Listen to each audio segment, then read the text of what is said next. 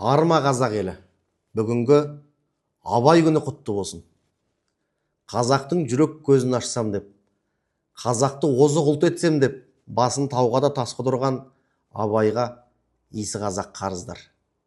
Осы Абай күніне байланысты Мағжан Жұмабаев атындағы Ақмола облыстық әмбебап ғылыми кітапханасында әртүрлі форматтағы іс-шаралар өтіп жатыр.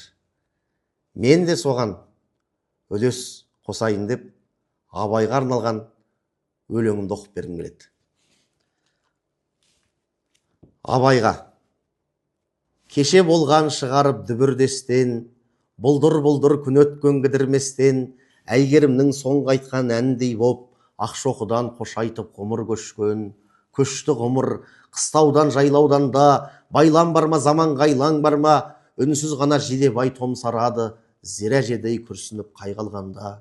Қасқа бұлақ суындай жылып аққан, жылдар ай құнекеңдей зілін артқан, атан дәуір ырғалып теңселеді, қодарғамқа теңделген жүгі батпан көш барады. Шыңғыстың етегінде арыздаспай жөнелген кетерінде, желегі желкілдеген тоғжан арман, жетек алып қусам да жетемін бе, шапсам да алып бесін мен таң арасын, алдыңғының көремін саған асын, қайда апарып сынайын бәйгөлеңді, бөжей асы бөгелмей тарағасын.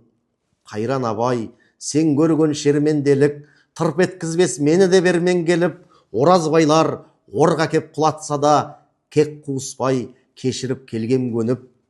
Дойырына жон тосып Есербайдың, елің үшін аз беді кешер қайғың, мен де келем ат тоны мұрда қап, жырасында жол тосқан Есенбайдың. Адасқандай тап болып күрт тұманға, әбіш жаным мүжіліп құрт күмәнға, тобықтыдан безе алмай ырғызбайдан, зорланып езу тартам қырт жұманға. Опынғанмын ашам деп талайға сыр, ақ салғанша біздің де самайды асыр. Единицасыз өңкөйнөл біздің қоғам, сен не деген ұлы едің Абай ғасыр.